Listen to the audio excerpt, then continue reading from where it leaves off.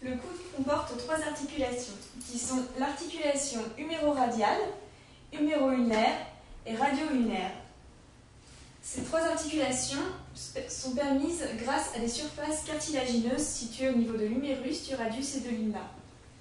L'extrémité de l'humérus porte une petite structure ovalaire appelée capitulum et une structure appelée trochlée, qui a la forme d'une poulie avec une joue médiale beaucoup plus développée. Ces portions sont recouvertes de cartilage. La jonction capitulo-trochléenne comporte un cartilage beaucoup plus fin. Au niveau de l'extrémité supérieure du radius, on observe une fovea, petite cupule concave qui permet la cohésion avec le capitulum de l'humérus. Une circonférence articulaire qui est ici cachée par le ligament annulaire qui va entourer cette circonférence et se raccorder sur l'ulna. L'ulna porte une surface articulaire appelée incisure trochléenne. Cette incisure trochléenne est composée d'un processus coronoïde, qui est un processus horizontal se dirigeant vers l'avant, et d'une tête appelée olécrane.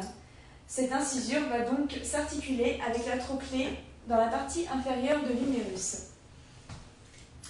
Les moyens d'union sont une capsule, comme sur toutes les articulations, qui est renforcée par un ligament. Le ligament latéral externe comporte trois petits faisceaux, qui sont les faisceaux postérieurs, qui partent de l'extrémité inférieure de l'humérus sur sa face latérale et se dirigent sur le processus coronoïde sur la face latérale. Le faisceau moyen part de l'extrémité inférieure de l'humérus pour se terminer sur l'insertion externe du ligament annulaire.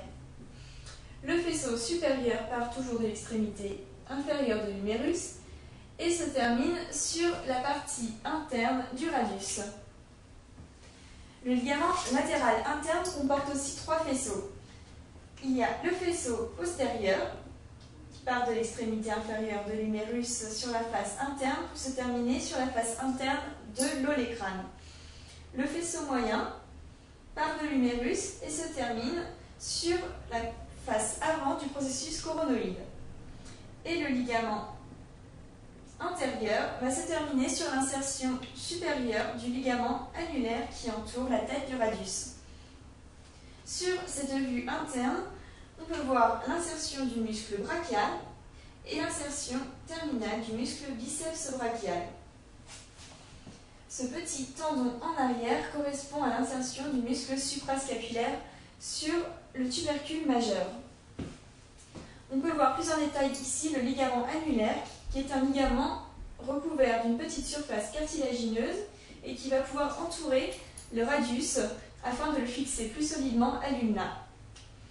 Ici, on peut observer le ligament carré qui permet une cohésion beaucoup plus importante.